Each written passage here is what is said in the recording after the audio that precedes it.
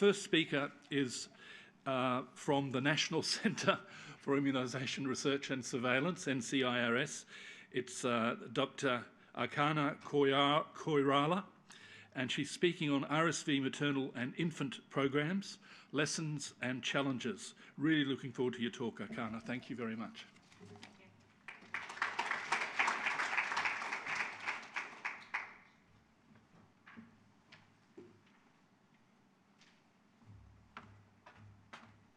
Hey everyone. Yeah, thanks so much for having me here. Who's attended the CDIC? So who's post CDIC? Okay, it's a few. And so who's not? Who hasn't attended CDIC? Okay, all right. Well, that's good to know because there was a lot of talks on RSV at CDIC.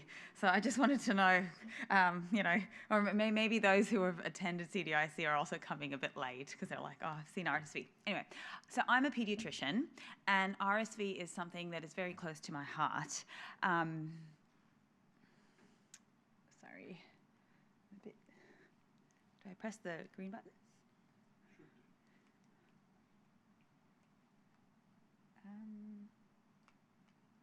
I don't know. Oh, yeah. Okay. All right. Good. All right. Well, why is RSV so important? And I think you all know this. You know, it affects the upper and lower airways of children and is the leading cause of bronchiolitis. It causes a lot of mucus buildup and the kids literally can't breathe.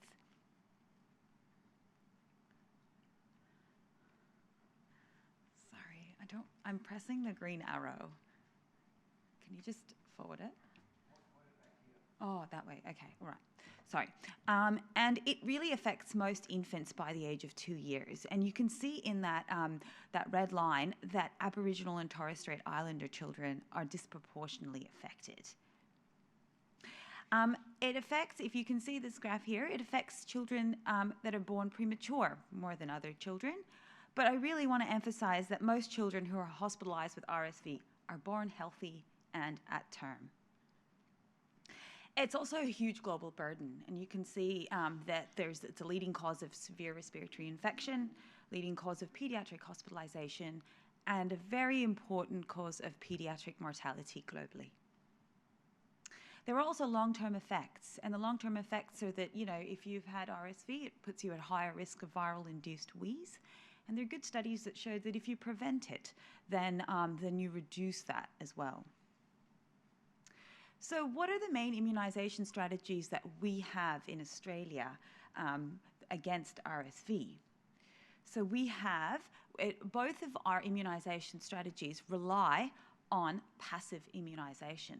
So you either administer the antigen to the pregnant women through a vaccine, and the pregnant woman develops the antibodies that gets transferred to the infant, or you administer the monoclonal antibody to the infant if they haven't received that antibody from their parent. Oh, sorry. Whoops. You can see this is some of the data from the efficacy studies that if you give the mum the RSV vaccine, it markedly reduces the rate of RSV in the infant, in those under the age of 6 months. And if you give the monoclonal antibody, Beyfortus or nirsevimab, you can also see a huge reduction of 83% in children who receive the monoclonal antibody versus who didn't. So what do we have in Australia? We've got a combination strategy now in 2025 for the prevention of RSV in infants. So we can give the Pfizer Abrysvo vaccine, which is an unadjuvanted RSV A and B vaccine to pregnant women. It's funded by the National Immunisation Program since February. Or we can give Beyfortus or nirsevimab to infants not protected through maternal vaccination. And this is given to, this is funded by states and territories. So now I really want to talk about the topic that was given to me about the effectiveness. So we've seen the efficacy studies, very promising. And now we want to know real-world data. So I have data from global data and local data that I'd like to share with you. So I want to talk about Chile. The reason I chose Chile is because, you know, we talk about the US, Europe, but Chile's in the Southern Hemisphere. And Chile had a great program in that despite not being a high-income country, they rolled out the monoclonal antibody nirsevimab to all infants born April to September 2024. That's called the in-season newborns, and a catch-up program for infants born from the 1st of October to the 31st of March. They looked at hospitalization and ICU admissions for RSV-related lower respiratory tract infection. The program was a huge success in that 98% of in-season newborns were given the monoclonal antibody, and 83% of infants through their catch-up program. And what did they find? Well, it reduced hospitalization by 75% and ICU admission by 86%. And there were no RSV deaths in Chile in 2024, whereas there were 13 cases in 2023. So there's this beautiful graph. You can get it on the website. All their data is publicly available. And the different line denotes different RSV seasons by year. And you can see in those, and the two graphs compare non-eligible and eligible infants. The red line is 2024. And you can see that the lines kind of mimic in the other years, whereas in 2024, in infants that were eligible, there was a marked reduction in RSV hospitalization. Similar data from Spain, so they also rolled out the monoclonal antibody nirsevimab, and you can see, so the bar graph is the season where nirsevimab was given, and the lines are previous seasons. And you can see, again, there's just a huge drop in RSV cases. And graph D is for the ineligible group. So if you weren't given the RSV prevention strategy, your rates of RSV were similar to previous years. But what about maternal vaccine? So Argentina, they rolled out maternal vaccine only. They rolled it out between March and August 2024, and it was the first country to implement a national maternal RSV program. They achieved greater than 60% coverage in the first seasonal campaign. And they looked at vaccine effectiveness in RSV lower respiratory tract infection and severe lower respiratory tract infection in less than 6-month infants. Then they looked at it through a case control study of 286 cases who were RSV positive, as well as some RSV negative admissions with other respiratory viruses. Their definition of immunized was an infant born to a mother who received the vaccine 32 to 36 weeks gestation and over 2 weeks prior to delivery. And they found, with a program of vaccine alone, an effectiveness of 78.6% in the under 3 months and 71% in the under 6 months, and it protected equally against severe hospitalization. Now, we have a combination strategy, so I wanted to show you some evidence from the US, who also have a combination strategy. They do active surveillance like we do, and so this data is looking at October to April 2018 to 20 versus October 24 to February 25. So their RSV season is over their Northern Hemisphere winter. They looked at 307 hospitals in 13 states. They rolled out the vaccine just before the usual RSV season, and they gave nirsevimab during the season to all infants aged 0 to 7 months, as well as high-risk infants in their second season, 8 to 19 months. Some of the years due to COVID were excluded because there was really no RSV circulation. And I just want to show you those graphs. So in infants who are eligible 0 to 7 months, you can see a dramatic drop in RSV cases in 2024, which is that dark blue line compared to that pooled 2018 to 20. In children aged 8 to 19 months, most of them were not eligible, and so there was no difference in incidence. And older children, again, there really was no difference. And this is hospital admissions. So again, those infants that were eligible were the young infants, 0 to 7 months, and you can see that dark blue line is a lot lower. But if you compare it to the other lines where most of the infants were not eligible, there were similar rates. What about locally? So last year, WA and Queensland had an all-infants program, state-funded. So they looked at their data as well, and they found that, again, similar to what we found in Spain and Chile and quite a lot of other European countries that I haven't shown, that there's that dramatic drop in incidence. Oh, sorry. I also wanted to highlight that there is definitely an economic benefit as well. So at $13,000 per infant hospitalisation, it equated to 9.2 million in saving in WA last year. Okay, so this is and some effectiveness data that they looked at in WA, and really it's a busy table. You can have a look at it later. But the numbers are in the 80s, in the 60s for oxygen and respiratory support. So it really showed that nirsevimab had high effectiveness against RSV. So in Australia, since the combination program was announced this year and the maternal vaccine was NIP funded, you can see there's been a huge uptake of maternal vaccination in our country. So that's really amazing. And what has happened this year, so you can see, and this is PEDS surveillance data, so it looks at sentinel hospitals around the country with at RSV hospitalisation, and you can see that even like into the early weeks of the season, there is a definite dramatic drop. And further analysis, we can kind of have a look at case control studies as well. But that early data is quite impressive. This is something that you can find on the website. It gets updated every Epi week.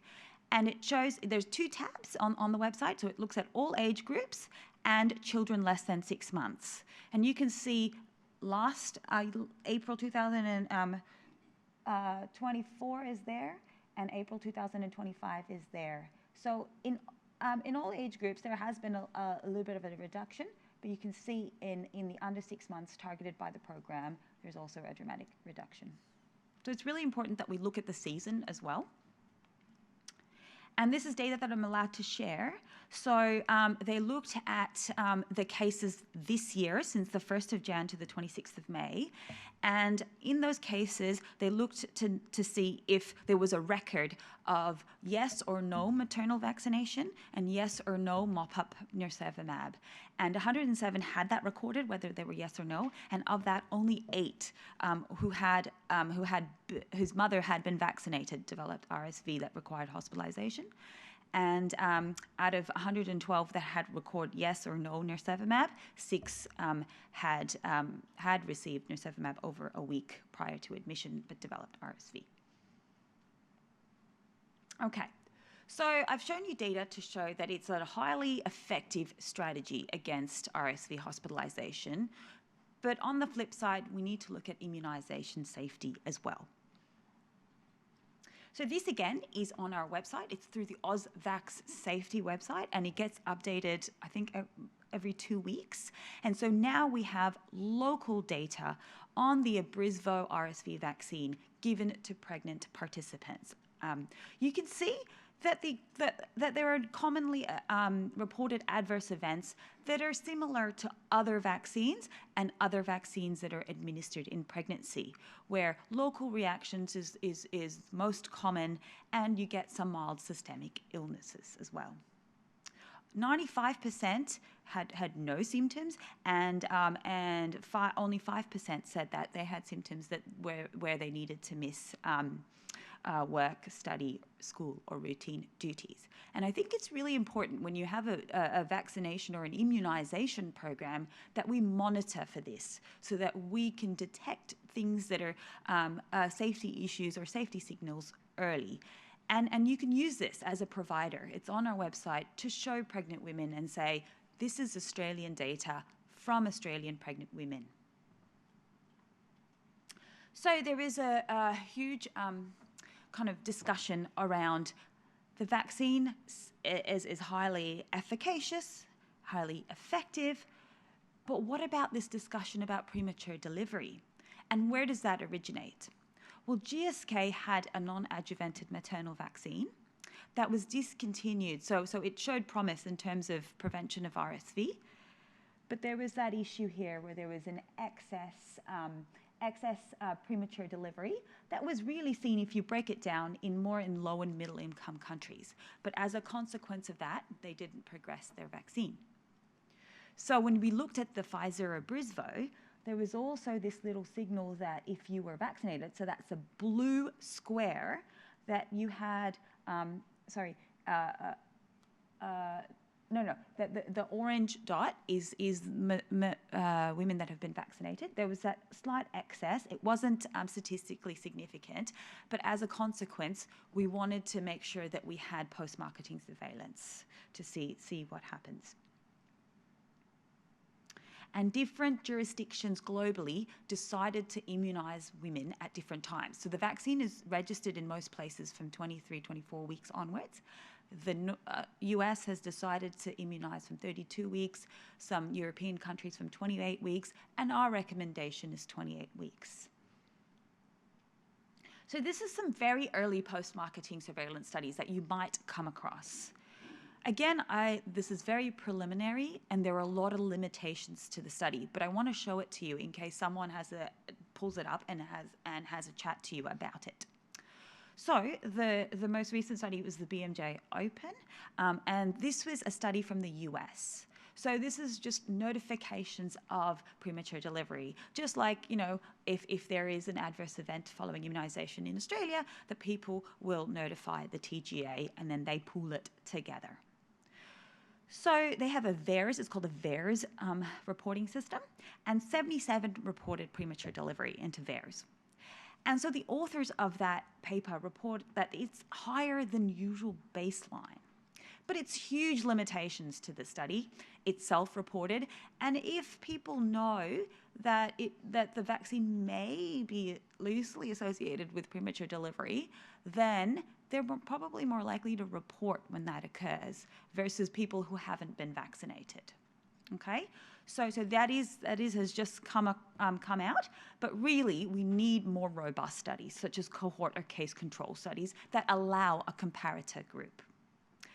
There was another study that came through, again, from the US, and this was looking at perinatal outcomes and looking retrospectively, and there were no differences in preterm delivery by vaccination status in that study. So watch this space, and in Australia, we're also doing surveillance for that. So the other thing that has come up with a Brisvo and RSV is that the TGA has updated warnings for both respiratory virus vaccines in terms of association with Guillain-Barré syndrome. Where does that originate?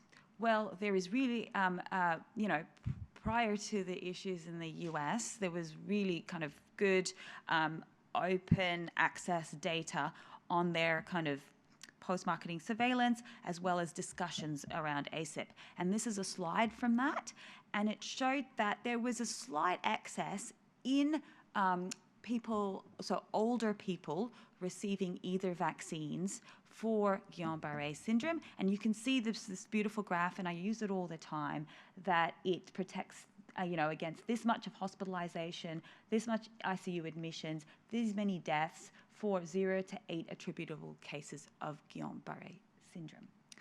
So that's the reason why the TGA has added that flag. But there have been no cases of Guillain-Barré syndrome or other inflammatory neurologic events in any of the efficacy trials in pregnant women, and there have been no signal in any effectiveness surveillance as well.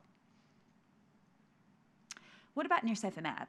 Well, there's been quite a number of studies looking at the safety of nirsevimab, and it shows that that it's a pretty well-tolerated immunoglobulin, both in the trials, effectiveness studies in Lille University and from WA, so WAVE's safety summary showed that very few infants had any adverse events, and if they did, they were very mild.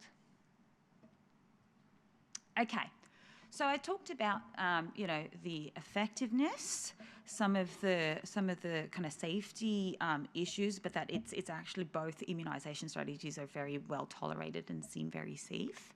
But what are some challenges of rolling out a combination immunisation program? So I work at the New South Wales Immunisation Specialist Service, and we get calls from New South Wales Health and from providers regarding, new programmatic rollouts. And it is difficult in terms of preventing duplication of immunisations, because really the infant immunisation is dependent on the maternal immunisation, and harmonising those databases are difficult. There has been progress in terms of e-maternity and lots of kind of maternity databases linking with the neonate. And what I teach, nurses and junior medical officers that are working in the postnatal ward is to just ask to see mum's Medicare AIR record. I think that's the easiest. Everyone has it on their phone. There have been vaccine errors where RSV or Beyfortus have been given to pregnant women. Remember, RSV is not registered for pregnant women. It's an adjuvanted vaccine, not tested on pregnant women. And a Brisvo has been given to the infant, and we follow them up as well. But fortunately, there haven't been any huge adverse events as a consequence. I think acceptance into our Aboriginal and Torres Strait Islander population, and I've got a few slides discussing that. It was very difficult in New South Wales when we had a targeted immunisation program. So we were giving nirsevimab to vulnerable infants, and included within that vulnerable strategy were all Aboriginal and Torres Strait Islander children. And I showed you the data that showed that they're at much higher risk of RSV. But, there were challenges, and I'll discuss that through in terms of why are you targeting us? We really needed to have better education and better kind of community education through Aboriginal community health workers to kind of discuss that. And then I also work at the hospital, and there's so much discussion and requests for giving this what looks like this amazing, monoclonal antibody to older children. Why are we only giving it to kids in the first year of life, vulnerable kids in the second year of life? Why can't we give it to, kids beyond? And really, there's no data. We don't really have good dosing data either in those children. But it is a question that comes up quite a lot. And it's because, look at that, yes, RSV is a disease of infancy, but it is also a disease of toddlerhood. And so what about age 2, 3, 4, and really it's not registered, and we don't have the data. And so that's my rationale for not, giving it as a rollout. Just have a couple more slides. So the other thing is that we're in an interesting situation where most of our vaccines that we give are funded by the National Immunisation Program. But nirsevimab is not a vaccine, it's an immunisation strategy, but not a vaccine. And so there is some issues in legislation in terms of adopting it into the NIP. It'd be nice rather than state-funded, slightly different kind of eligibility criteria. But that is something that in legislation has been difficult to potentially put it on the NIP.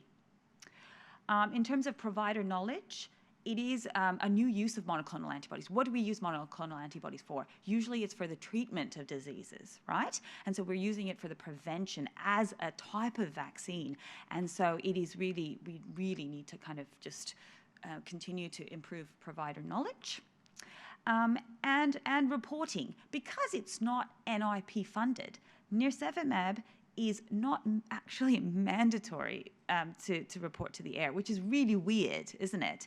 But it is highly recommended. So I know everyone is reporting it to the AIR, so that's great.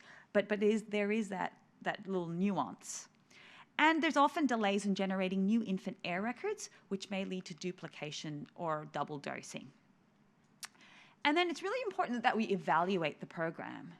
But in surveillance strategies, and we've got in NCOs we do a lot of surveillance too, it can be difficult to identify pregnant and eligible infant populations. It can be difficult to extract the data. There are issues with ICD coding and linkage issues, which I know the Commonwealth and states are working towards, and the heir has changed so you can actually flag if the woman has been given the vaccine in pregnancy, so that there's some really good changes as a consequence.